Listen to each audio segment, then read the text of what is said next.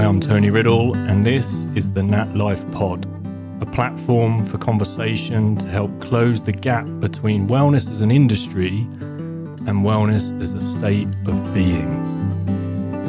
It is said that a society grows great when old men plant trees in whose shade they shall never sit. This week on the NatLifePod, I'm thrilled to welcome the man with a 3,000 acre nature recovery plan, introducing my friend Roger Tempest, the custodian of Brougton Sanctuary. With a legacy spanning 33 generations and around 1,000 years, Roger carries the immense responsibility of caring for the remarkable 3,000 acre Brougton Sanctuary and shares how he is dedicated to creating a safe space for inner and outer transformation and nature recovery. This includes introducing ancient breeds of animals, hosting nature immersive experiences, and retreats aiming at fostering both inner and outer healing.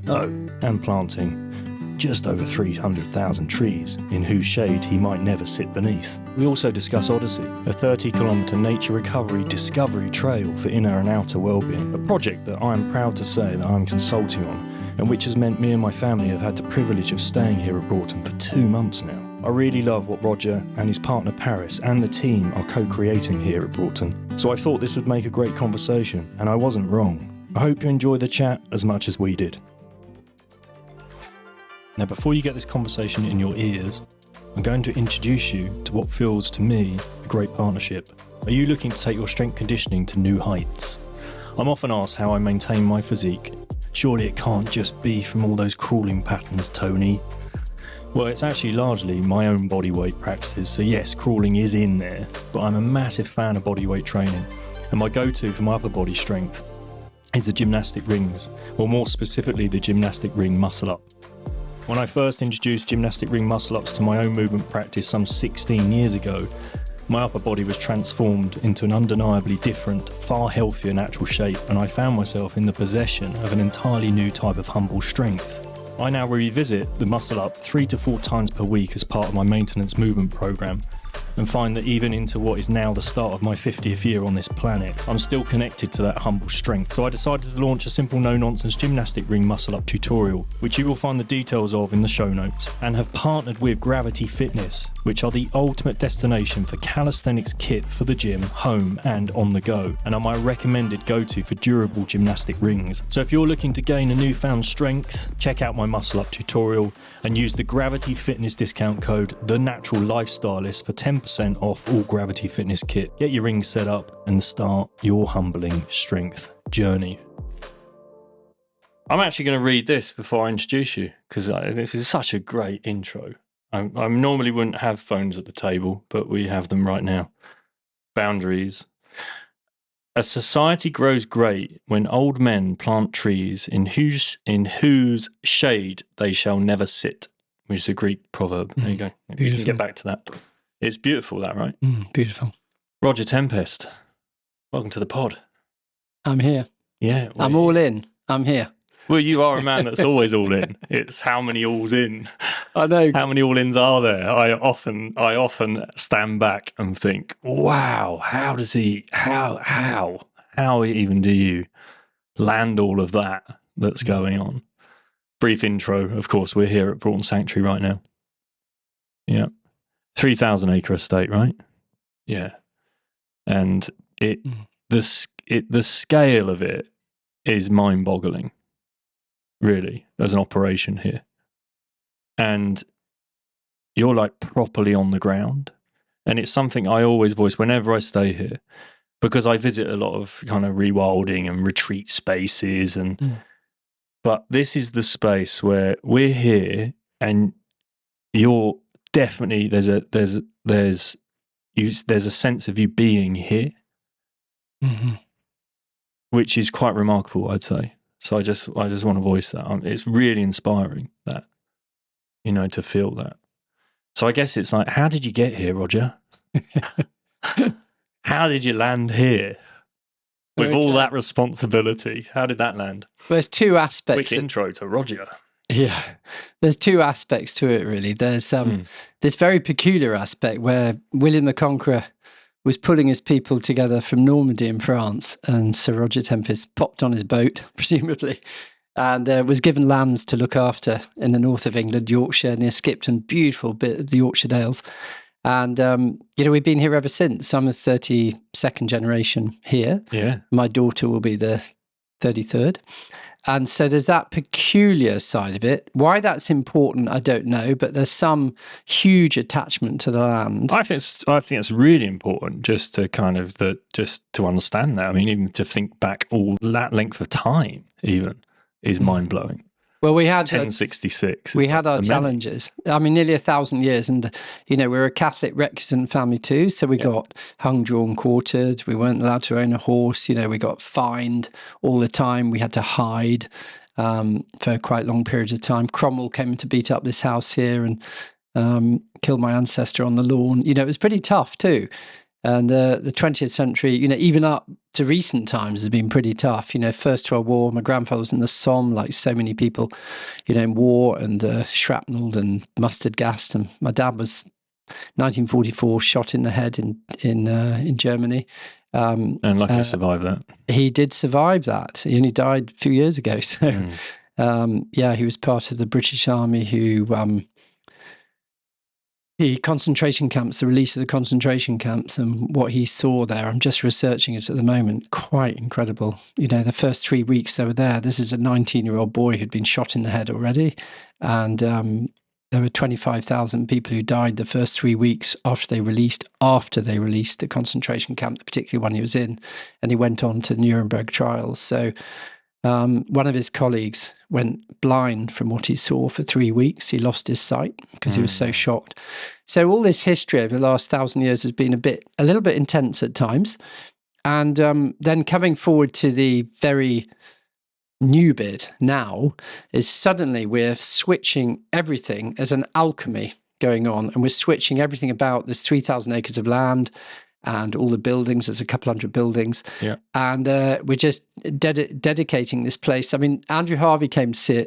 I don't know whether you've read any of his books. He's written quite a few books. And he said, this is a maternity ward for the new human, a rebirthing of humanity, which is probably pushing it a little. But the point is that we are trying to look at everything differently we do here. So we're, as you know, we're focusing on the outer nature, and we're also focusing on inner nature. So we do over 50 retreats a year here, personal transformational work. And it's really totally connected, inner and outer nature. It's all part of the same thing. But what's interesting, I think there's a massive unarticulated movement gaining pace. And there's this huge spectrum of people doing different things, like what you do, what we're doing, and it could be anything. I was at Medicine Festival the other day, or there's we had the Centre of Minds, which I happen to be on the board of, from America, and they're neuroscientists and combining the work of the psychedelic movement in terms of therapeutic use of it. So there's this huge, and it goes on, this unarticulated movement, but there's something coming together. There's real momentum there, and it's being felt, right? Yeah. And the people know it, and they just, the minute they take off their masks, there's this feeling. So this, there's a huge amount breaking down, but what is actually breaking through? And so I think, we're one of, thousands, millions of sort of little light centers doing something, to, part of the change. That's how I feel we are. So something, as the 32nd generation here, my big push is to be, it's this sort of metaphorical field where people sort of come into it in any shape or form. Like when you come out with your beautiful children and Katrina, you're just coming here. You're part of it, and then you may go away. I mean, one person came for lunch and he stayed for 7 months. There's all sorts of different percolations of it. But for this to be a place of healing, I think, a house of transformation, I think that's the most beautiful thing. And so you can look at a place like this, 97 room historic house at the middle of it and things like this, as a place of privilege. But then if you switch that, a place of responsibility, it's a very different thing. So, I happen to be the owner in a way, but I'm just a custodian, and I quite like being at the bottom of the pile and saying I'm just doing my thing at the bottom to make this sort of, make this work and have amazing social benefits and personal benefits and people to undergo transformation, in a place like this, because we've lost that connection with land and nature over this last century with, this massive urbanization and, whatever it is, lights and noise and whatever, and suddenly coming back to the land and connecting with nature in its true form. And I'm not talking about industrialized farming. I'm talking, these wildernesses, planting those trees that you might not get to sit under. Yeah. And it's very, very. I don't know whether that quote is completely accurate, because the 300 and whatever thousand trees we planted over this last period of time, I get enormous. How many again? Go again. How many? Well, certainly. I mean, we planted probably over my life, certainly over 350,000. That's incredible. So, in a place which used to be very, farming based and whatever, it's quite a big number. But the positive effects of it on the environment are just, you witness it every day. What's happening, the insect life, the bird life, the animal life. Even in what is it now? It must be 4 years I've been coming here, I guess. So in that period of time, I think from the first, how many did you put in at the beginning? I think it was 1,000, 100,000 at the very beginning. I remember that. Yeah. Phase one. Seeing that growth. And then seeing just the bird diversity for a start is incredible. Moths, butterflies, everything's back. But if you think of land, because we have to produce food, without doubt, and we're still producing a lot of food here. We're just doing it different. We have microgreens to, foraging to whatever. We produce a lot of grass still, which is all feed for animals and things, and pigs and cattle, and it's here, but. You have to have pioneers of a new movement. And, I don't know whether you've seen recently 6 Inches of Soil, that documentary I saw a couple of nights ago. And for 40 years in particular, what we've been doing to the soil, whether it's insecticides, fertilizers, vaccines, antibiotics, hormones, it goes on, and the way we graze it. And, there's obviously a huge change. And yes, it's necessary, and I'm sure it's all sorts of, everybody's got the right to do things in their own way up to a certain extent. But, that era, is probably passing, and, the people who are pioneering it, it can be a little tricky. We get 99% approval, but there is a bit. It's been tough at times. What we're doing is there's a little bit of resistance from some sections of the community. Yeah, well, you can speak to that within the rest of the work, like even the healing space. It's like if you took one family member that decides to heal themselves, how the rest of the family can put barriers up to the healing. So we're talking about healing, nature recovery. It's no different to going into recovery yourself as a human. Because of the symptoms of the environment and being disconnected from it. Remove nature, we're suffering. To dismantle the suffering, we need to heal nature and heal ourselves within it. It's the inner and outer, right, of that communication. I think there's some that back to the momentum story, because there's something in our times right now, it would seem like it's a real opportunity of healing. Like if you think about even the circles that we can sit in now compared to what those generations that you unpack there are all the way back, what that looked like, but also the level of resilience in order for you to sit here now and have that communication, like within that family system, but also the trauma that must be in what they've witnessed, right? Can you imagine what they would have been exposed to, right?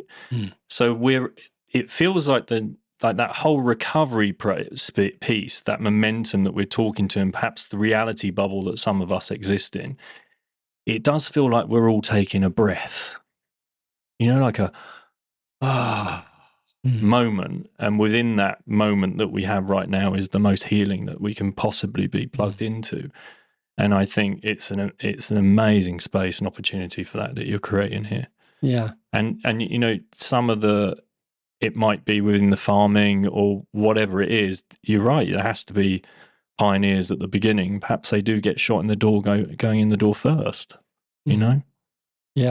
It's, the thing is, a lot of this feels very intuitive, because when you switch this way of thinking, everything changes. And so And so on every level we're doing here, whether it's artistic, social, commercial, you're just switching everything. It's a true alchemy. So suddenly, on the sustainability front, I'm by the way, I'm no activist at all. I'm a completely rooted, I feel, in common sense and what is, what's intuitively led, really. And so something like it's more like that makes sense. Yeah, that's where I come from. And so something like, okay, oil, we've got rid of 70% of oil. We've still got 30% to go, but we're getting rid of it, and slowly just renewable energies and everything. What, you mean you can't just do that overnight, Roger? No. Well, I told you earlier. But that is the sustainable argument, right? Yeah, it's just not doable. No, you just got to quietly do it. And so, and you've so that alchemy is sort of quite interesting here, because I'm noticing it. I'm really, really noticing. And I'm 61 years old now, and I've sort of watched how it was done, how it could be done, and it's very exciting, the change, actually. And what happens, the momentum, you suddenly get more and more people. We just had a visitor you just witnessed just before here, who went wild swimming with us when we were up there, and it just, people are influenced, and there's something making sense, what we're doing. And it's made up of a lot of people. We might get 1,000 people a day here in one sense, whether the people who live and work here, or they're on retreats, or they're, we've got a Hoffman process here at the moment. And so people are going undergoing some great change through that process. And then we have a women's retreat here at the same time. And there's a lot of change. But I think the biggest backdrop to all this, we're talking about this unarticulated movement. We're sort of, it seems to me, some of our pillars here are, we've got these sort of algorithmic polarizations, which we're preset with, in our upbringing. Yeah. So and so people have already taken their positions very strongly, and it's like so patterned in neurologically in the head.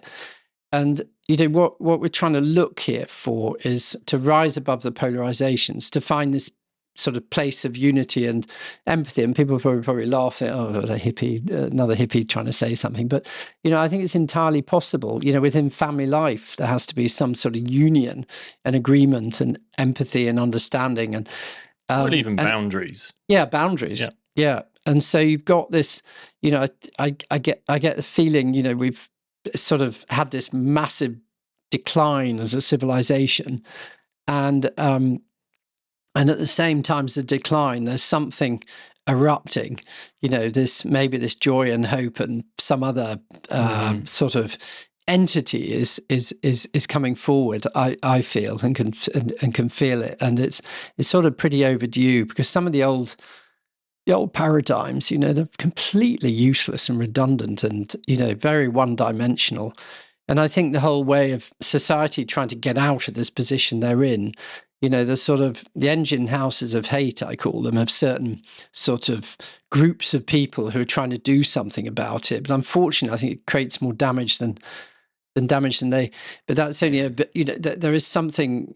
Not everybody agree with that, but there's sort of, we need to look at everything with a different eye, and open ourselves up, and remove these masks and these artificial sort of veneers in society, and really, because a lot of people are living, what we're seeing here is a lot of people are living half-lived lives. They just cannot get out of the sort of, they're prisoners of their system and themselves. Veneer, right, that you speak to there, the veneer is there. Yeah, Instagram, whatever it is. To get past the superficial, and the moment you do, that's alarming a lot of people. That can be quite triggering, right?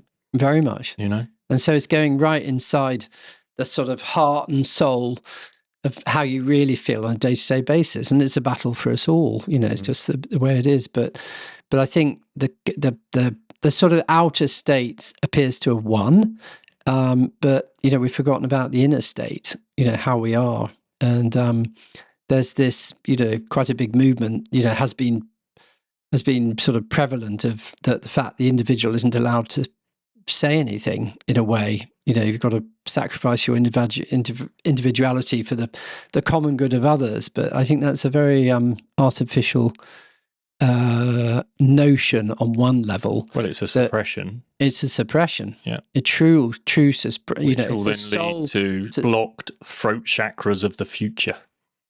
Nice way of putting it. You know? And now I look at that through, like, Katerina being from Eastern Europe, right? And she's going through, because she's studying her family constellation to become a facilitator, and she's in her second year of that now. And some of that work has actually been unpacking the times when they were silenced. Yeah, we just don't identify. There's no concept. I don't, in UK at the moment, I think there's I'm very interested in this area. It's like social credits in China, and the fact that you don't abide, you lose your house, your mortgage, your medical, your everything. There's some pretty frightening stuff going on. Yeah, you haven't been a good boy, you can't have a chocolate bar. Do you know what I mean? That's the basic politics. Yeah. So I think there's huge change. How it manifests itself, I don't know. I'm just one, person at the back of Yorkshire, doing my thing. But I sense there is something massive to confront, and it is being confronted in a, it'll surprise us how it comes out at the end of the day. I feel. Yeah, I just hope it gets louder than it being just on a 16:9 screen in our hands. Yeah, where we feel that we're voicing it, but it's very different to the coming of together of voices. Like the meeting in a circle versus a few people that are within a social group voicing something or speaking to something on this device is very different than the power of many voices that come together. Yeah. Yeah. I think one of the things is about it's the message, not the messenger, because we can get distorted by, if I say, Hitler said something or Mother Teresa said something, we're immediately prejudiced, in some way, or preconception or whatever. And I think the message, going above the messenger, sort of not the guru culture, it's just, but perhaps, I read a quote yesterday, actually a beautiful one. I think it was Leonardo da Vinci actually said, simplicity is the ultimate sophistication. I thought that really, it really sort of hit me, that simplicity is the ultimate sophistication.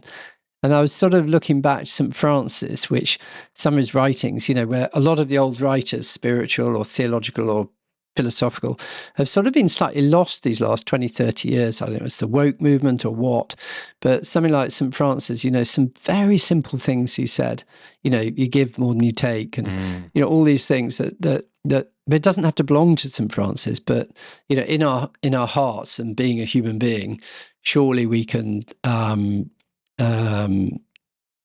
listen to these old, proverbs. Actually, the Indian proverb was, all that is not given is lost.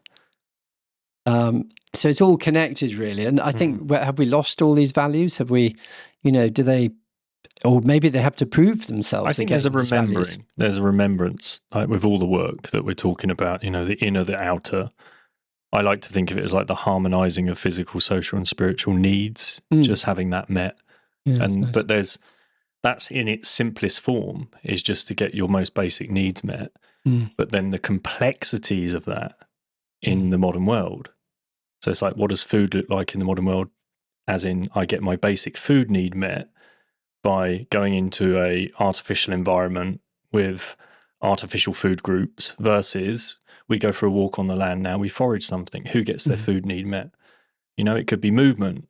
Okay, I move on the land, or I go from one linear box to the other, and then maybe go in a gym and push a few levers and then press a button and get a protein bar. I get my food need met and I'm moving, but is it the real movement need? So to get back to the simplicity, even with a nature recovery program, because it is simple, nature, right? But it's incredibly complex for us as a process to get it back to, or remembering at least, when it was at its most simple. Nature does come back incredibly quickly. Here, what you witnessed. I mean, I remember we did some tests of butterflies and moths, and there were I think there were 4 or 5 per acre. samples, and now literally there's a couple of hundred or something. It's just incredible, the difference. I mean, we have moth traps to find out whether the increase of it, because obviously if there's not glyphosate or chemicals on it, it's suddenly a very attractive place to be back there. And so all these animals that come back here, like otters, I've never seen in my life here, and there's otters have come back. There's also introduction, right? So you've introduced Iron Age pigs here, right? Yeah, we have. And beavers are coming. Yeah, just a little family. So again, there is there's an element of it where we have to intervene, right? Yeah. And then there's the real recovery of certain areas that are coming in that the biodiversity will just improve, and that will bring it in. Yeah. And then it'll be really interesting to see what impact they have on the land, right? Yeah. The pigs are already, the Iron Age pigs are always having a massive impact already. They're snorting underneath, and all these little roots they're getting, and they're just they're real characters, actually. Yeah. Very natural. But going into nature is the nature connectiveness. There's some people from the Natural Health Service came last week, someone involved in it. And it's the best prescription, to get out there, whether it's movement, walking, just being with nature. It's just, and I really hope the whole, the countryside, it's something the countryside can really give in the UK, really, really, really give. And if we all sort of cooperate a bit, there's such a, there's actually pretty good access at the moment, in terms of coastal and mountains, and it's increasing all the time. And we've just started a 30-kilometer track called Odyssey, which I have to reveal you're helping on, where we're just doing this journey of experiences for the mind, body, spirit. Yeah. And over 30 project. kilometers around the sanctuary. And if there's a choice between going to the chemist and having a pill or something, or doing a bit on that, I know where I would go. Yeah, and the results that we're starting to hear about from just spending short windows of time in nature, or breathing correctly, or again, moving correctly. Responsibility, because this, having spent time with you and having spent time here and with the family on a number of occasions now, and we're collaborating on this thing at the moment, right? There's a bit of work there on Odyssey that I'm helping with, so I'm immersed in it for a period of time. The scale that we spoke to earlier, like Simon's here, and Simon's like, wow, the scale of this thing. And then the more time you spend here, the more that you normalize the scale. So for you, it's just like, the scale of this thing. But for people that are new here, wow, it's huge, which is a huge responsibility I'd like to speak to. Because again, we have this kind of like the word privilege, right? And how tainted that word can be now. Yeah. But people might view it and view you from the outside and see this space. Well, actually, not many I think could actually deal with the level of responsibility that you walk around with this space. And when did that first drop in? Like the feeling of that, what was that like? Like oh my God, custodian is one thing, but there's a huge level of responsibility that comes out. What if the line stopped at me? Because you hear that in the farming circles, don't you? Because you hear about the farming, like the responsibility of the yield and my father and my grandfather and whoever. So what does that level of responsibility? What does that feel like? I mean, well, it's funny because privilege without responsibility is a pretty dead thing. Yeah. It's I was brought up in a atmosphere of everything was about to collapse after 1,000 years. So you just don't want to be the one where it collapses. You just can't do that. And so we, from a childhood, it looked very nice, a big house, all that. But actually behind the scenes was a bit different. It was just, my sister does a cartoon actually called Tottering by Gently on Country Life. And it's about this house, which is just virtually derelict, really, and this mad old couple who's based on my parents. And 1970s, here it was just literally, we were taxed to death. You paid 90% tax. You just couldn't survive. There's one job. All the buildings were falling in. We had to put antifreeze down the loos. When we had having a meal in the house, you had to put 2 coats on. There was no heating. It was absolutely ridiculous. And I'm sure there's some humour involved in it, but it was. people thought it was really privileged, and you're really hanging on at that they've moment. all got so much money and whatever. But if you wanted to take what was there, you wouldn't get a lot. It wouldn't, if you want to give it to the NHS or something, it wouldn't last very long. You wouldn't get anything.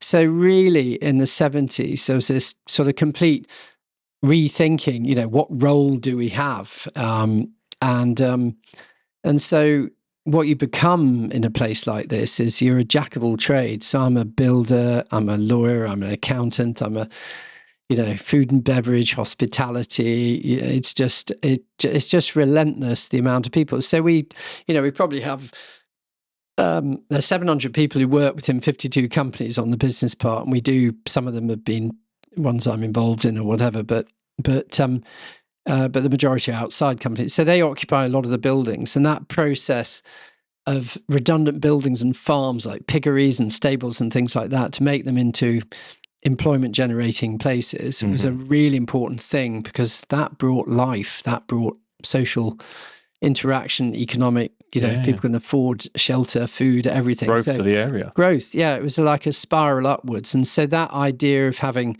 offices in the middle of the countryside was pretty unique in its day. And so we grew that, and that took off more than we ever expected.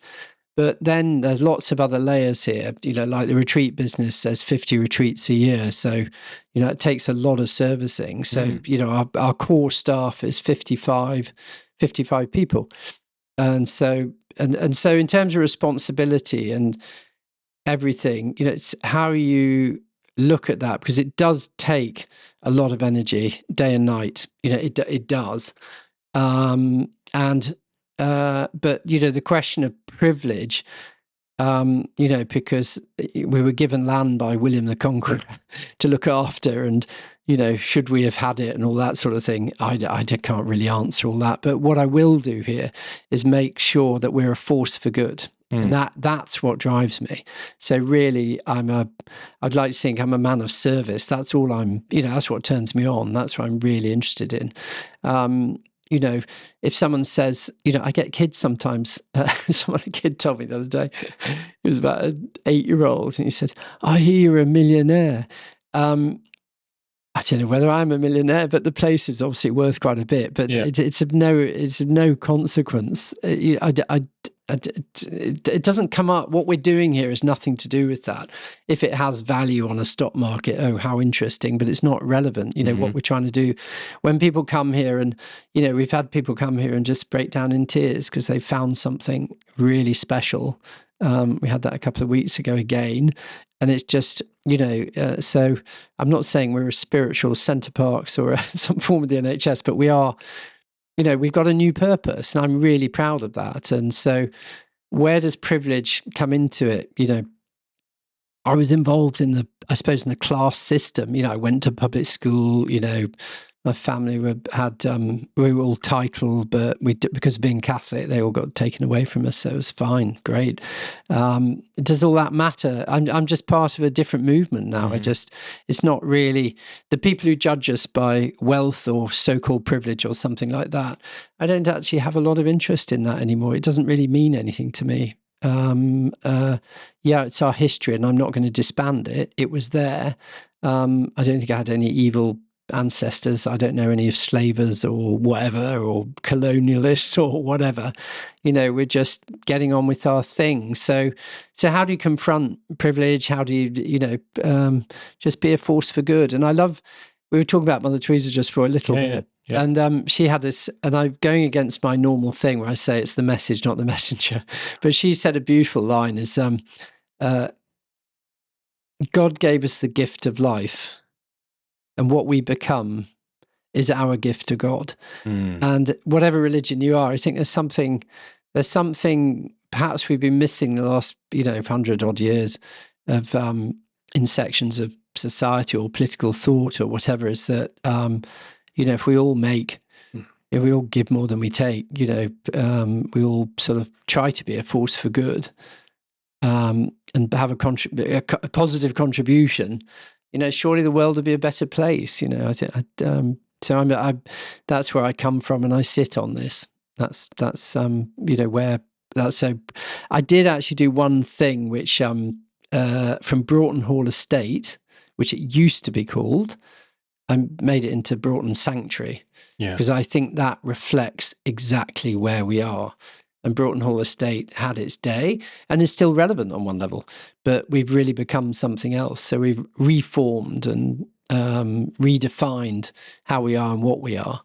And, if there's a little bit of, at the end of the line of anybody's life, it's nice to ask that question, did I contribute a bit when I was on Earth in some shape or form? And I think what we're doing here is, I'm quite excited by it. There's legacy in that. Yeah, and I think it's positive legacy. It really is. And if it's not, it's not. But I hope it is.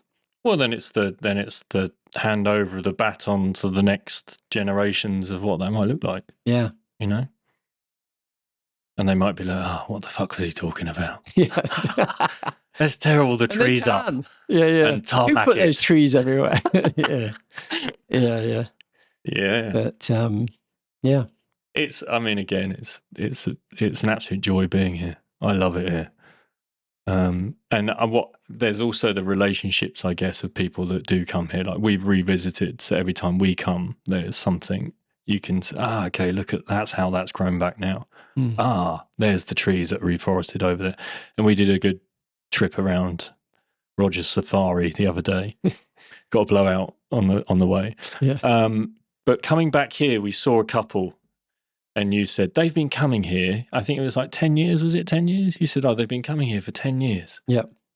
And so they're involved in it just as much in a way, because they're seeing the change. So that's like an investment in a way, isn't it?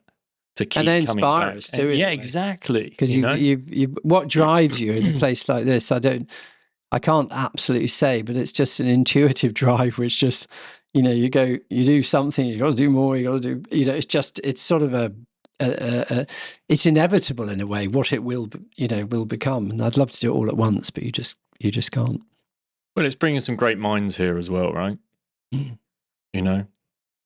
Thinkers of our time, let's say. Yeah. Within that, you also have recovery going on here, right? There's a whole recovery centre. Yep. Yeah. And an addiction centre. What does that look like?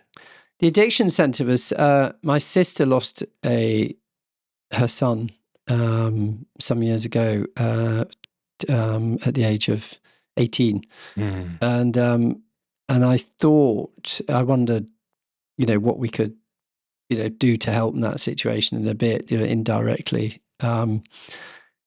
directly, and so we set up an addiction centre. There's it's only 6 beds at this stage, but deals with opiates and alcohol mainly. And we've got it going and we have some big successes. And we just hope it'll go from strength to strength. And probably I can see a time where we would like to do the therapeutic use for psychedelics there. So for all aspects of therapeutic use. So, maybe it'll grow. We also have the Centre for Crisis Psychology here for dealing with the after effects of any major things. We have all sorts of, we have the WEIRD organisation, which is the... Yeah, unpack WEIRD. Oh my God. That's beyond WYRD, WEIRD. Yeah, WEIRD. Well, it used to be at Princeton University and it started with the US fighter pilots were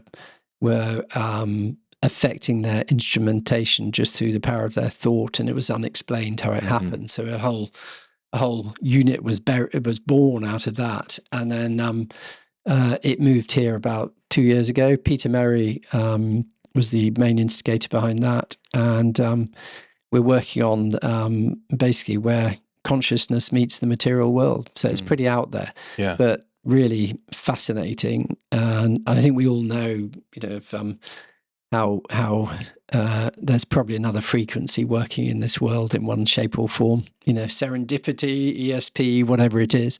And so they're studying that, and it is really fascinating, all the work coming out of it. And so we're doing quite a bit of research work here too.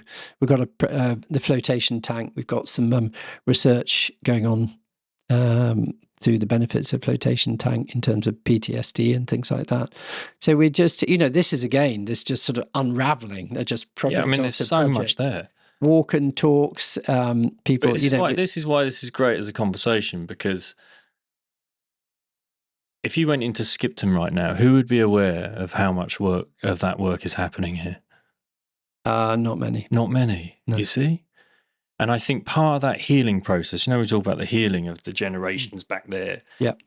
Is that relationship between local towns? Like, you've got so much infrastructure here and business that's brought growth to the land and growth to the area, right? And that's beautiful because that helps dismantle any kind Tax of revenues, perceptions of hierarchy jobs. of landowner versus, yeah. So that's amazing.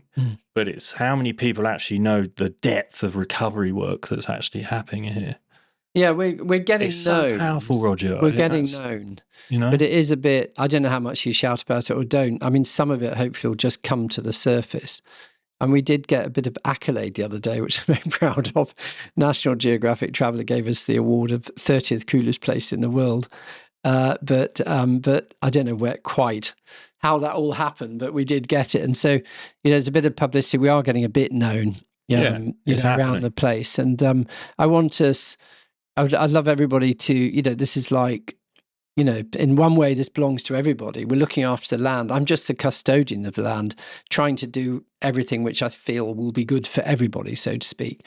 Which part of Odyssey, right? Odyssey is that. That's the communication of that. You can walk around the land, you can run around the land. There's sites on the land where you can have experiences and And so it's sort of, there's an opening up, and so. Most towns and cities and villages, they're always proud of certain things in that area. I'd love it. And people would be really proud of what we got here. And, this redefinition going on. I think this, I hope we'll get there, in the end. Yeah, I was on an event and there was I think it's called a goldfish bowl. Have you heard of that? Like a goldfish bowl where they pull people up and you sit in chairs and they might have a particular subject and it's called a goldfish bowl. Everyone can just get up and they can speak to it and everyone's witness to it. Like a Quaker circle. Almost like there is a bit of that in there, right? The Quaker circle. And one of the subjects it came up again around the tainted privilege and whatever that was. And there was a real wound there. You could sense it, right? From someone that was there. And I came away from it and it dropped in on one of the events that I did, the endurance events, when I had this. It's a huge privilege to be able to walk, right? It's a walk for those that can't walk. So you flip it. It's like, it's a huge privilege to be able to run. So run for those that can't run. And it's a huge privilege to be alive, so live for those that didn't get to perhaps wake up today. But there's also this, it's a huge privilege to help support those that also can't live in the same way. Do you know what I mean? So that's what it feels like is happening here. It's like there's a recognition of, yes, this is a huge privilege, right? Even to sit behind mics right now and have a conversation like this. But there's where that can go and whose ears that can land in and what we can be delivering and how we can be delivering a message. That's 100%. Why I'm pleased to have you on here. Because it's really important to speak to the work that happens here. Because on the outside, again, it's how people view us is completely different at times, right? It's like the human being. Because we have very mono culture sometimes, how we look at things. And I can see people might come back past here and see a big house and, it's Downton Abbey and, it's posh, it's this, it's that, but it's a bit of a deception that it's not really about that. And so I suppose our job is to educate too, whatever people are doing in the world, just to educate and show that's happening. I was just thinking when you were talking, I remember we had this affordable housing conference here and it was based in the big house, 97-room house. And some of the irony of that was sort of, it suddenly got to me. And then, What dropped in for you in that moment? It just dropped into me in that moment, it did. But, I think the change too, how we see the world. Everybody knows the world is a balmy place at the moment. Just look at it, whether Gaza and Israel and, Ukraine and Russia, and just how we are, and we're at the edge of materialism, and people wandering down streets every Saturday just shopping and nothing. What's happening? The alcohol consumption, I don't know. What you just go on and on. The areas of life which and I think there's this little light in people's hearts saying, this doesn't feel quite right. We're off. We've been going down a cul-de-sac. Well, you sense a deception, don't you? Yeah, something's gone, haywire. And people can just say, oh, I'll continue with how I'm living, and I can't cope with it and whatever. But I think there was enough of us starting to get together saying, actually, there's another way of sort of looking at life and how you feel in yourself, and that's going to be quite a battle to get there, and a journey and a mission, or however you like to put it.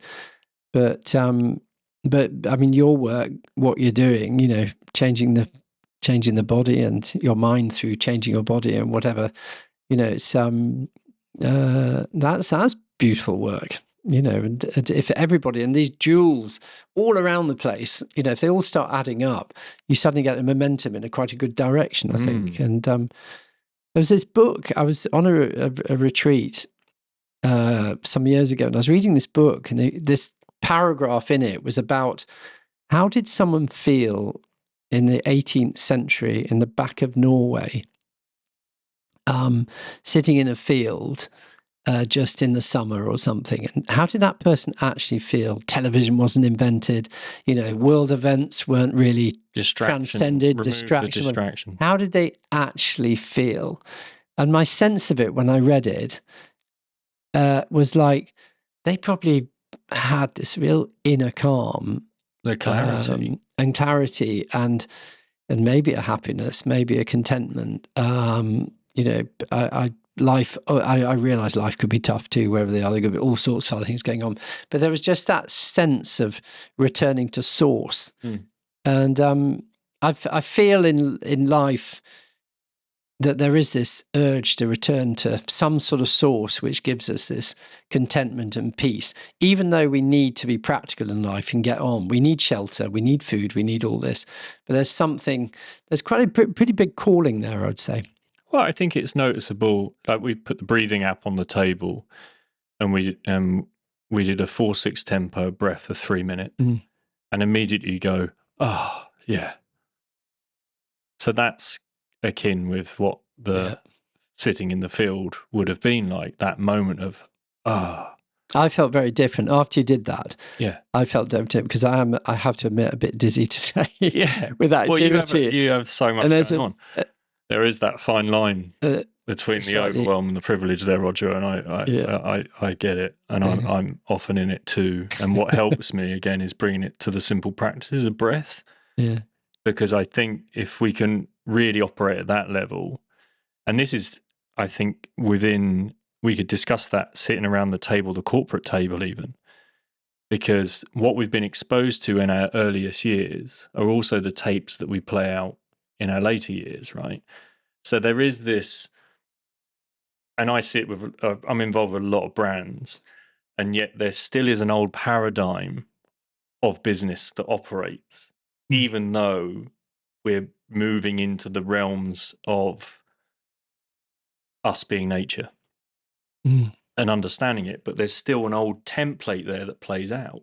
Yeah. And I think the more and more we can down-regulate and stay calm and really authentic, and back to the sitting in the field back there, that parasympathetic state, the rest and digest, the better the clarity, the more conscious we can be as beings, And if we're more upregulated and things are a little kind of crazy in that world of sympathetic nervous system, then it's who knows what behaviour's playing out behind the scenes, right?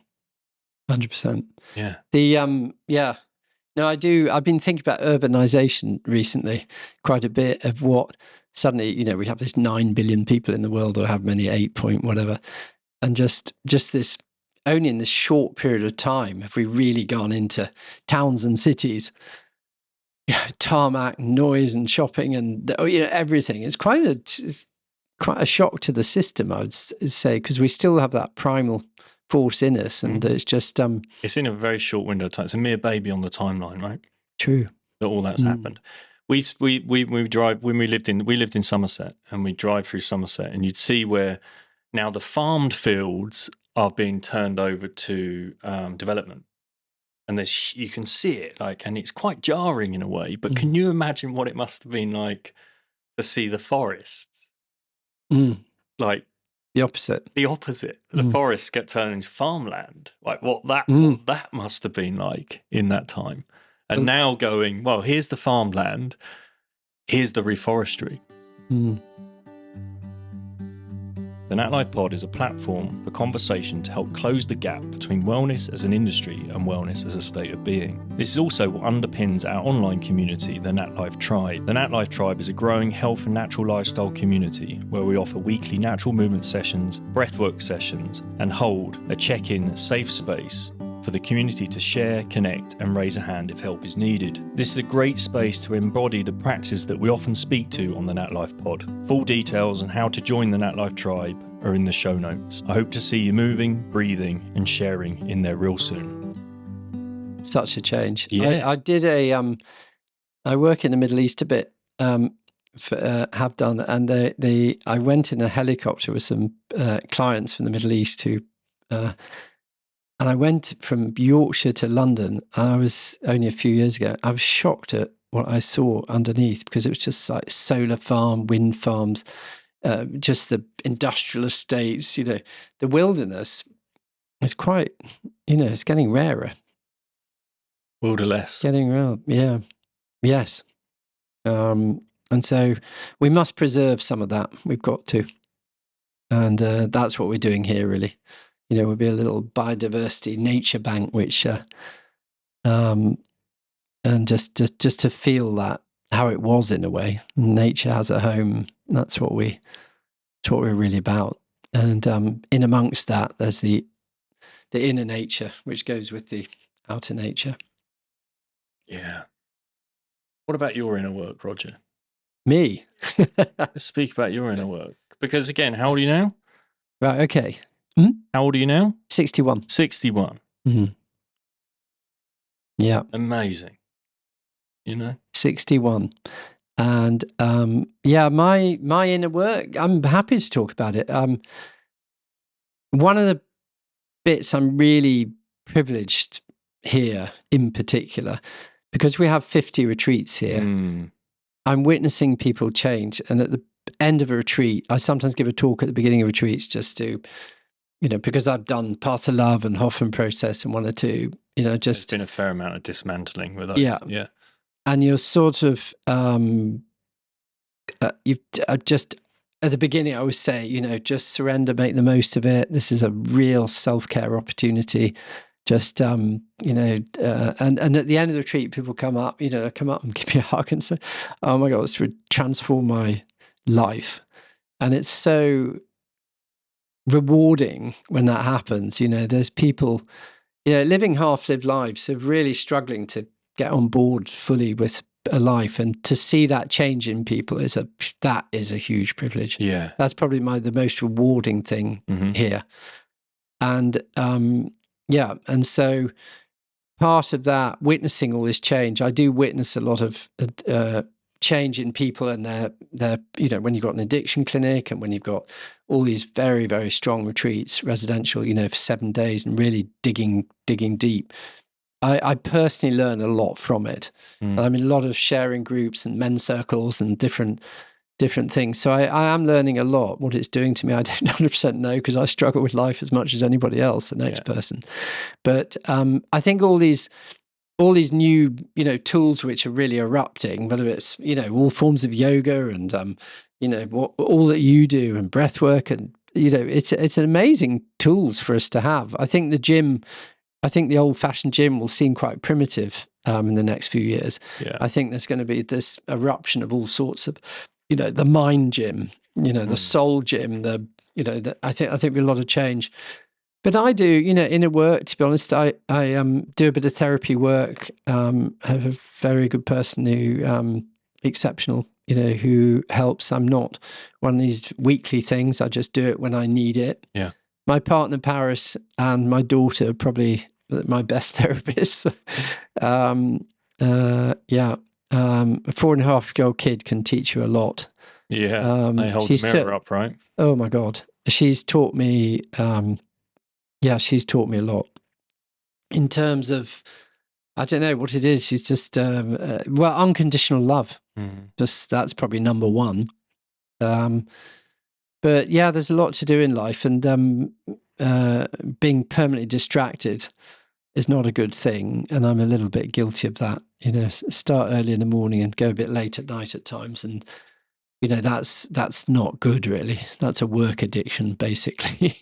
But when you've got that sense of service, it's hard at times to stop. But I need to regulate and set an example. But inner work. Good question. Yeah. And I will. It's an important question to ask ourselves, right? I'll admit something on the podcast. One thing which actually gave me a huge boost is I was in South America and I did partake in a ceremony, a tribal ceremony, and there are all these that was quite a big turning point for me, because you see in those circumstances a really important, you view life, you can see it all in a way, and there's no avoiding it. So once honest as it gets, the portal is opened, it's very difficult to close that down. I think it'll be denial and the ultimate mask, really. So love that. I think what came to mind as I was thinking about Sir Roger Tempest. And what do you think Sir Roger Tempest would think of Roger Tempest? Do you know what I mean? Oh my God, I have no idea. Went through that Fibonacci spiral. I have a sense that you have at the top. No one's we don't know about that. There's 33 stones at the top on one of the hills here, right? Yeah. And each one of those stones representing a generation. The last one is my daughter. The last one is your daughter. Yes. And the first one is Sir Roger Tempest. Yeah. 1097. Yeah. But what would you think? I've got a sense of him being very courageous, I have to say. Okay. And there's something, we have a heraldic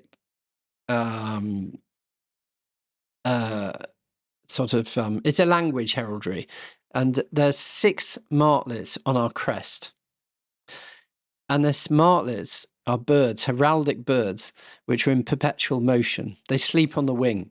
And the point is that I suddenly realized, oh my God, this is we've got something in the family here. We're always perpetually working in some way and just doing something, and we're doers.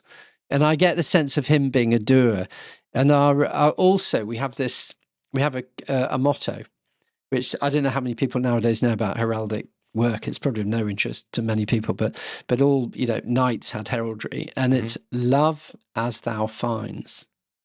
So love as thou finds, and that's a beautiful motto, because most of them are like death and glory to the king or something or whatever, and it's just love as thou finds. So our family, Tempest family, is, I think we're really blessed to have that one.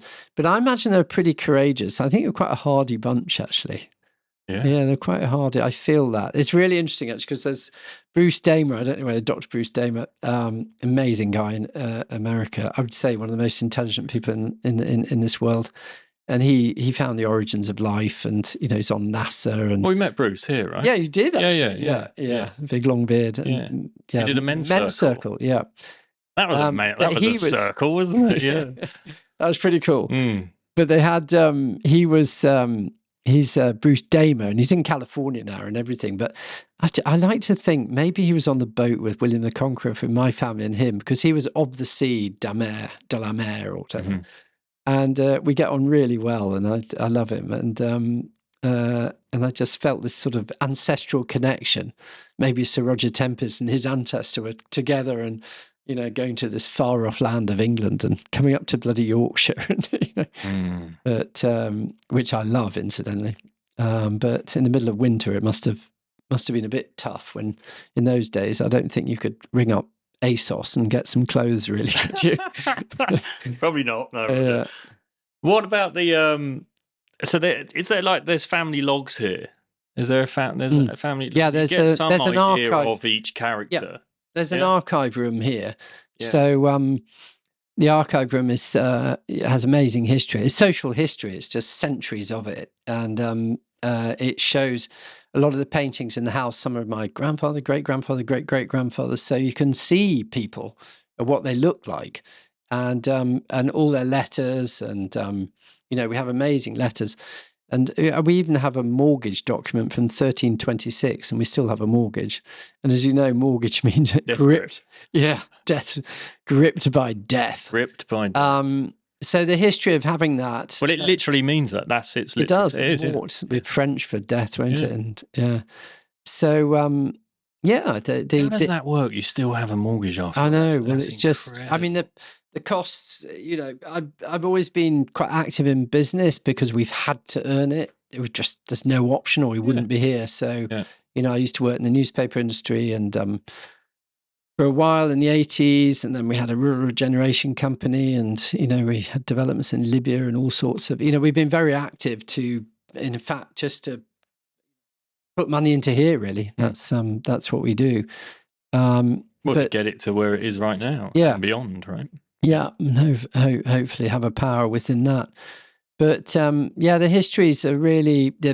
I mean, I don't know. The other day, I mean, there was a priest who was based here, and he went on holiday to America on the Titanic.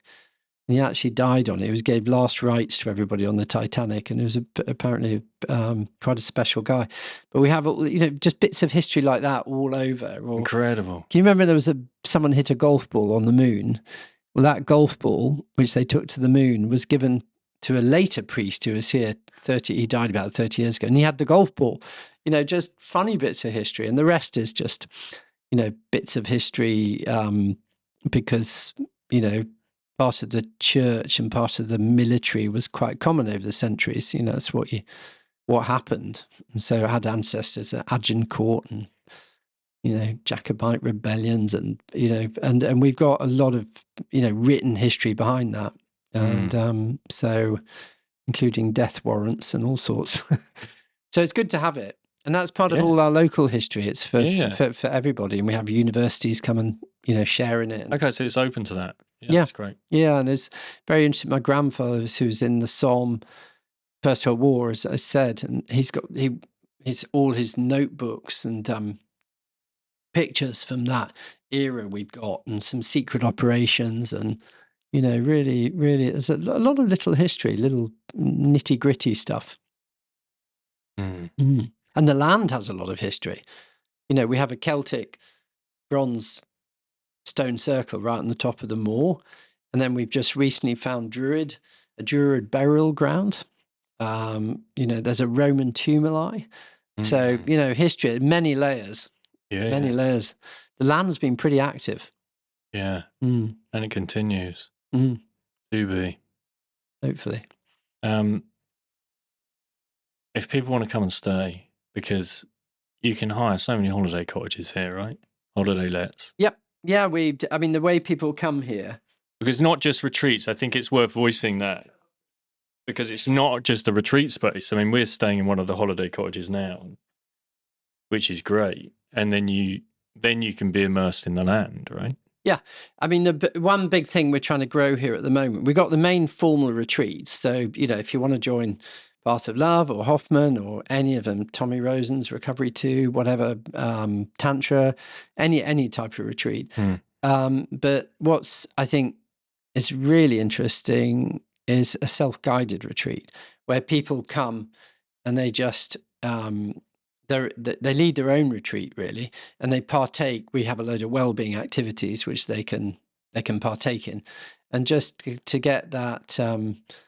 I don't know whether we're this sort of, you've got Soho House and these different places, and Dalesford and this and that. I don't know what other places you can go to in the countryside, but we're well, okay, Centre Parks. You've got kids and families go there, but we'll be just something completely different. We're just self-reflection, self-regulation, trying to switch your life in some way. And it's a held space where you can do that. So the facilities here are, pretty cool. You've got a state-of-the-art Wellbeing centre, which we're in now. We're sitting in now, yeah. So you've got, outdoor swimming pool, indoor swimming pool, woodland saunas, steam rooms, labyrinths, sweat lodge, fire temples, it just goes on and on, really.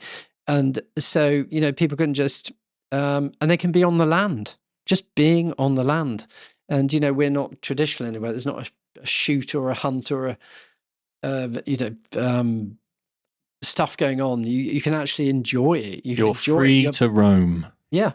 Yeah. And so, and that's quite, you think for me, it's quite natural because I've been brought up here, but, I realise that the vast majority of people do not have that. And so, here you can do that. Yeah, we spoke to that because and I had this, I was staying somewhere and Bowman was tiny then, and he had this big, like, jumpsuit thing on with stars and moons on. And I had this moment with him where I was looking up and I was like, oh, God, look at the stars tonight. But then the realization, the guy in Parkour Generations that spoke to, he said, Tony, you do realize that some kids in London have never seen the stars, you know? And so for people to actually, what you're so familiar with this place, and I've been here for a number of weeks now, so I'm much more familiar with it. But for Simon, again, who's just dropped in, you voiced it. So yeah, it can be overwhelming for some, right? So there is that just spending time to get to that space, that place where you're the guy in the field again, that's found that really. And I think there is an element, there is the word content that comes through, I feel, when I'm in nature. Yeah, peace. Yeah, there's peace. It's like, oh, wow, this is. Have you ever been on a walk and you've thought, oh, that was a waste of time? Exactly. I don't think I've ever taken anyone on a nature experience. They're going, oh, I didn't like that. No. I don't think anybody rejects it. Yeah. I feel like my heart rate's gone up. yeah. But it does speak to that, doesn't it? Because we know that if you go outside for 20 minutes in nature, it lowers heart rate and blood pressure. What does that say to the environments that we're in daily? Exactly. Well, that means it's putting our heart rate and our blood pressure up. So the more time, of course, we can spend in those experiences. You're near the edge of death on a on a road in London in a busy rush hour. You're nearly practically, oh, is that car going to, But anyway, I think having that facility is, I think people, it should be part of everybody's life in some way. It's the antidote to urbanization in a way. Or it highlights the cause. Yeah. Is the fact that we've been removed from it in the first place. Yeah. Sitting under a tree in the middle of summer. Actually, today's the most beautiful day, isn't it? It's a blue sky. And I was in the middle of a wood today. We're putting this got some space activation going on. There's a yurt and a fireplace, and then there's this parachute, which is going up in the woodland, a gathering spot. And we went down the other day, and they all there was 7 of us or something. We were just organising it all, and then we had to cross the valley and go down this hill, and the spot and the stream in the middle, and go up. They all started racing a bit, and we had 2 French guys who are they're specialists for slack lines and things, and they beat us. They beat us, which was. Come on, the Brits. But it was just so beautiful in the wood. The light was dappling through all the beech trees and everything. It was just such a beautiful primal. And I had to walk back by myself. They went on with the work and diggers and stuff. And I was just walking back, and I really felt lifted. I'm just walking through nature, and so powerful, so powerful. Yeah, I often wonder. I do wonder, Roger. I wonder when. Because I feel that I'd have moments where, I mean, if roles were reversed here, and I find myself in the position of the custodian of Broughtton Sanctuary, like the wow moments. You get those where you're just walking like, oh, it's look at it, Yeah, isn't this we phenomenal? We have the office, and we've got 20 people working. You've been in there, and we're all busy and meeting, property meetings, or this project meetings, and all the dross of it all. But But sometimes I have to admit, because I'm quite intense in the office, it's busy and we're all busy. But I sometimes have to just go and disappear for 20, 30 minutes, and I'll just go out in nature. I might do a few calls and things like that, but I just have to get out. And it's and I do, the moments to be proud of, at the end of a retreat and everybody's had a great time and, extraordinary testimonials. I do get a real moment of, I'm proud of that. And, should be. But human endeavor, I think, hard work and human endeavor, can lead you in a very good direction. I think bring curiosity into that. Yeah. Go for that. There's a curiosity that leads to wanting to go on this path, right? Yeah. I'm fascinated about intuition at the moment. Yeah, intuition. Something I've said, when you ask, what drives you? Why are you heading that direction? There's something which there's a drive, an inevitability in the drive towards it in some, because I think the recent, academics, I suppose, obviously big time have their role, but, if you're not an academic, you still have a role. You still can think and have this power behind your life to believe in something or and you probably have more power to think outside the box, whereas we can get confined within the academic. Yeah. So there prisoners of academia. Yeah, exactly. And not willing to hear anything outside that. And the ego that's also wrapped up within that. Yeah. All the frustrations that can come from being an academic in that sense.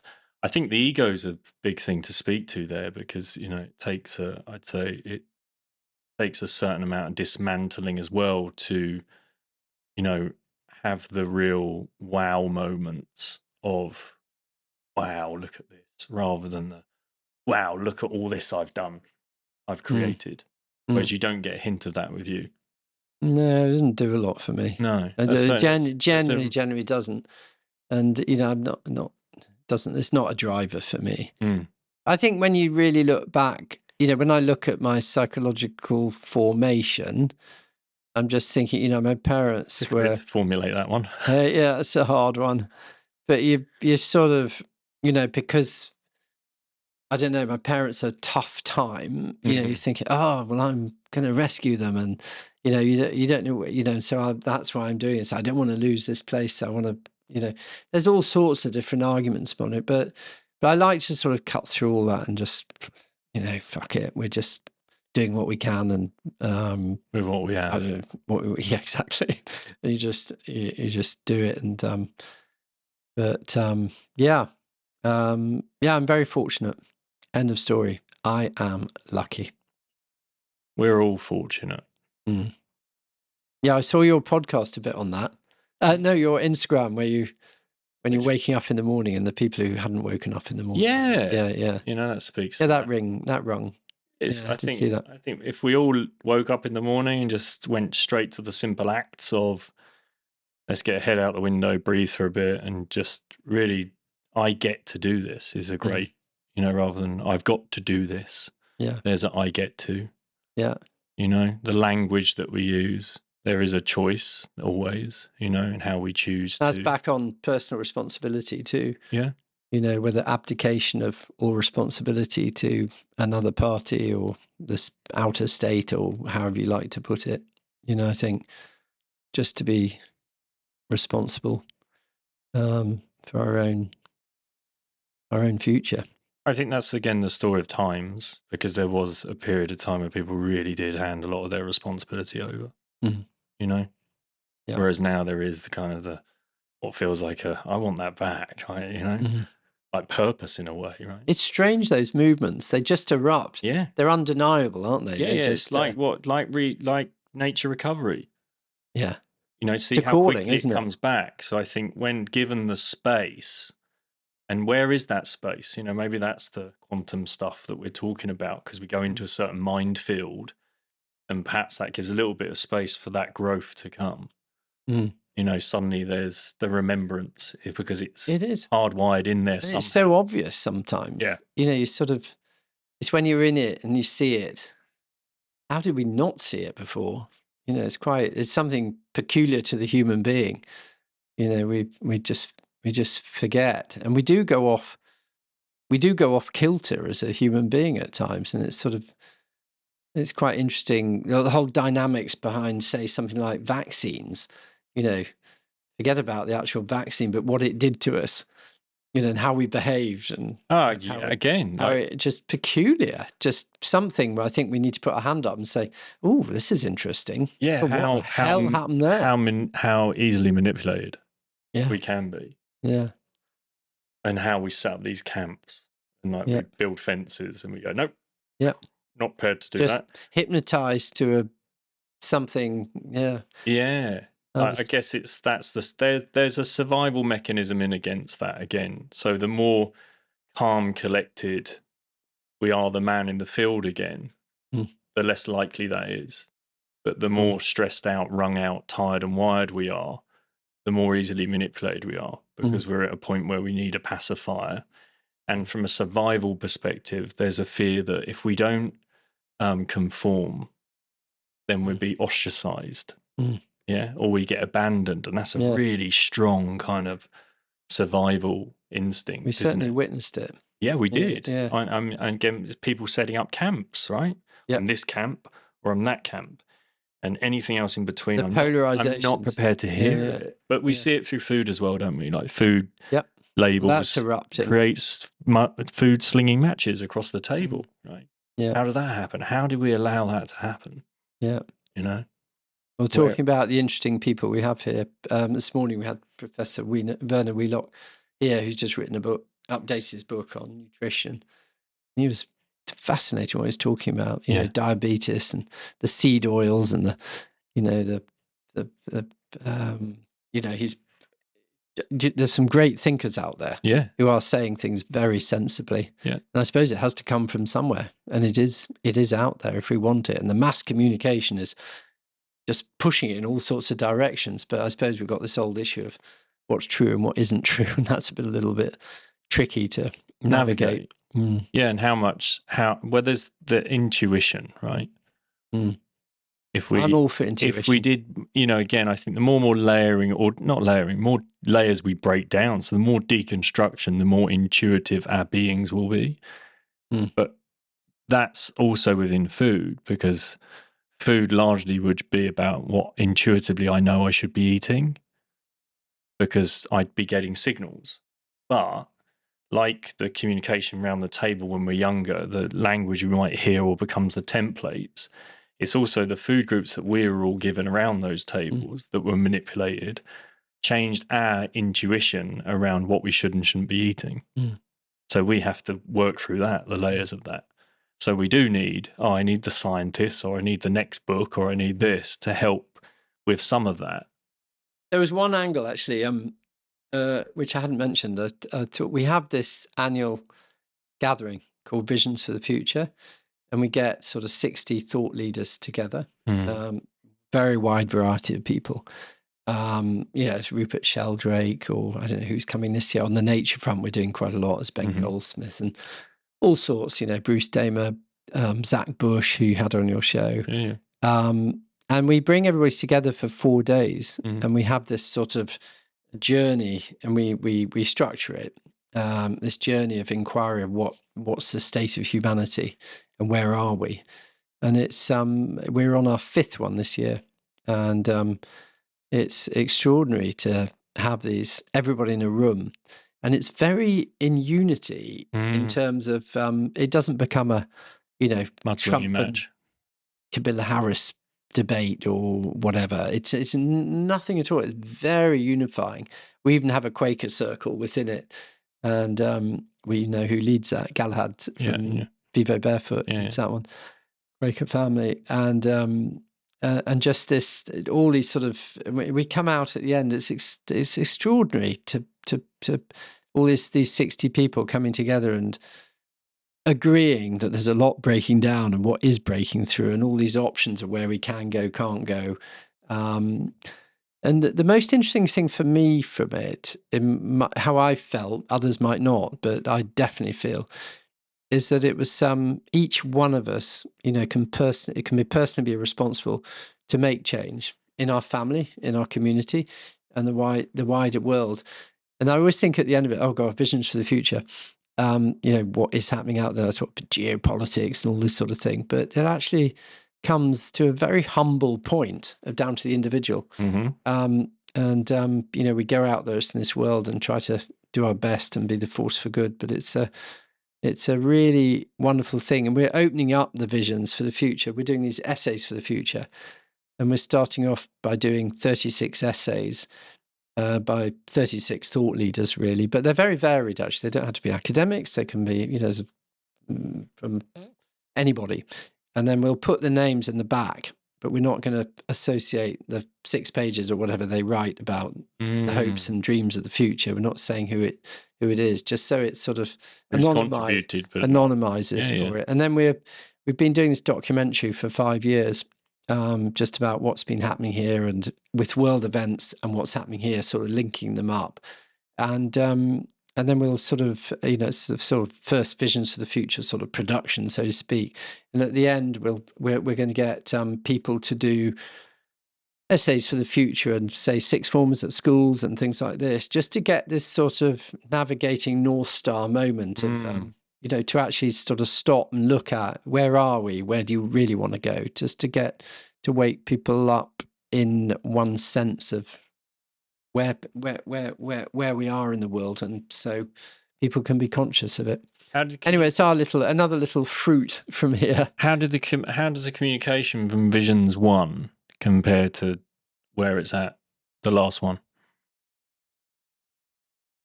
We go deeper. Yeah. Definitely go deeper. The conversation, the layers again, right? The layers, the spectrum of thought is going deeper, and the people who come, all these people internationally who are creating the dialogue of change. We get people from around the world, and so everybody's interconnected with them. So we've got this sort of this information, real soup, and it comes in to really, the sort of the new enlightened thought. You're getting a very good sense of it. So, and it comes in many forms. People like Rupert Sheldrake and son Merlin and Cosmo and all these sort of people who are. Have you read the Entangled Life? No. By Merlin Sheldrake, about the world of fungus, and all the. But there are all these sort of different elements. That's what I'm saying. Come into play. What I'm really saying is the diversity of thinking within that group is quite extraordinary. Yeah. And hopefully you'll come one year. Yeah. It is special. Send me an invite. Oh, well, you're in Australia. Yeah. When is it on? 16th. Ah, yeah, we were away. No, I caught that. We fly off on the 15th. No, I saw that. Yeah, maybe year 6 is the one then. Yep. Okay, man. That feels like Are we done? Well, I think that's a good place to wrap it up, right? Yeah. I don't know what's missing. Lots in there. We're still rolling now, so it's like, yeah, man. And we're still going. I think that's a good place to finish, right? I enjoyed that, man. Thank you. Well, I haven't. I mean, I don't take myself mega seriously in the sense of I don't know how I perceive things. There's 8 billion plus people in this world, and actually, I'm one little person in the back of beyond. But there seems to be something worthwhile erupting. I think there's lots there, and it's great to speak to. I think it's great to speak to the projects that are happening here. It's great to get I'm fascinated by the history, if I'm honest. Yeah, I could get into that. I don't know really whether. I'm the thing is with the history. There's a bit of a history geek in there. Yeah, it could be in there. The thing is with the history is it's a bit of a rabbit hole. Yeah, and when you get into it, have you not seen the archive room? Right, way back, Simon took me in and he opened up this book, and there was a message in there from Cromwell about asking for permission to use the Tempest army or something. Was that in there? The militia. Yeah, and probably. I was like, what the? What blows my mind is like what the conversations must have been like at that time, right? They were adventurous too. Yeah, I mean, they would go and move abroad for 10 years, and just set up home somewhere else, and but there were the war side of it you don't underestimate, because that was part of everybody's life. There was always battles going on. Yeah, I mean, I had this weird thing in Yorkshire. There's this annual thing at Harwood House, or it used to be. I don't know whether it's still going on. And there was you get Gorbachev and people like that coming and talking about, in the old days, talking about what's going on in the world. It was a sort of convention. Anyway, I was a trustee at this place at the time on the board, and I went for lunch with they were called Lord and Lady Harwood, actually, at Harwood House. And Lord Harwood was shot through the stomach in the Second World War, right through his body, and he recovered. He only died a few years ago. And he was promenati, and he was in Colditz and things. But anyway, we were having lunch, and he said, oh, yes, someone's coming for lunch. We've got someone else coming. And Henry Kissinger came through the fucking door. Henry Kissinger. And, as Foreign Secretary of America for years, wasn't he? Led foreign policy and things. And anyway, he said, he was talking about history, and he said, this was 1991, he was here at this place. And he said, there's 73 wars going on as we speak today. And I don't quite sure how he defined a war, but he started mentioning them, and it was like, the Tamil Tigers, there was the Shining Path in Peru, there was IRA, there was, went Kuwait, it just went on. And I'm thinking, oh my God. And I said, well, is it normally like this? And he says, yeah, always like that. And I didn't dare to argue with him, even though I was about 2 foot taller than him, but I wasn't going to argue with him. But it was, the world's, how did we get onto that? Lost. History rabbit hole. History. Yeah, I suppose so. And the wars. Oh, yeah, going back onto that, my family. So, every 20, 30 years, there was always wars, going to Agincourt and Battenberg and this and that. And, they had to do it. It was just, seemed to be the only way. So they're wrong. I'd prefer if there weren't anyway, but talking about looking to the future, I mean, there seems to be, do we go up that road, or, it feels like we're in fairly dangerous times, I would say. Yeah, there's always opportunities for divergence, isn't there? Yeah. And I think it's so easy to get wrapped up on the stuff that might be happening over here that actually you've already made the decision to go on this path. Why do we feel we have to keep looking over here? And I'm very much, that's the direction I want to be going in, and that's where I'm heading. Yeah. And don't expose myself too much to this. Talking about proverbs, is the Chinese proverb was the if you set a destination, there's a great danger you'll arrive at it. Yeah. Yeah. Well, I think that's Confucius or with intention, right? It's like the intention where what's or Millie spoke to, I told you this at medicine, and she said, don't go jumping in the deep end with shallow intentions. Oh, yeah, I love that. So quote. Powerful, right? Yeah. And it's like that. Like divergence is led by what's the intention? Can I stay with that? I had a moment at Kabila. Keep mentioning Kabila too. Yeah, I must go. Merlin's place. And Liz was holding a forest bathing experience. And we're asked to find an area that speaks to us and sit and see what messages are coming through the forest. I was more drawn to the river that was running through, right? So I just sat and I found this tree I could climb up into and a branch, and I'm just kind of lying there and the water's passing. And I had this deep kind of understanding of intention setting. Like intention being like a poo stick that you'd throw in the river, right? And you just let it go and remove yourself from thinking I have to keep going back to my intention. Because if the intention is strong enough, we shouldn't have to keep going back to revisit it. It's just set. Otherwise, we're creating dams in the river. Here's another, I'll have to go back. Whereas we just let it go, which aligned me with Millie's, jumping in the deep end with shallow intentions. That's a beautiful quote there. That was quite a fun medicine pastel, wasn't it? Yeah. Zach Bush and they're always Richard pretty Rudd. fun. Do you see Richard Rudd and Zach Bush? Yeah, I did, yeah. That was an interesting combo as well. Yeah, that was good. Yeah. Yeah, and all the regulars. Bruce Parry, Guy Hayward, Ed Olver. Guy was funny. Dul McClark, all that gang. It's nice moment of reconnection. Reed. Ruby and Christabel. Yeah. I love them. Yeah, I've had them on as well. They've been on the pod. Have you? Yeah. Love them. Well, they're all part of this unarticulated movement, as I see it. And we're all have sort been of for many years plugged into that, right? Yeah, they have. You know? They have. Intelligent. Yeah. Yeah. Well, thank you for Thank you. giving me the opportunity to Second here. closing of the pod. That's So, it. Are we Roger, done? tell me about this then. Then my bottom comes down. Yeah. We've got to have a hug, Roger. We always have a hug at the end of these. Hug at the end. Thanks, Teddy.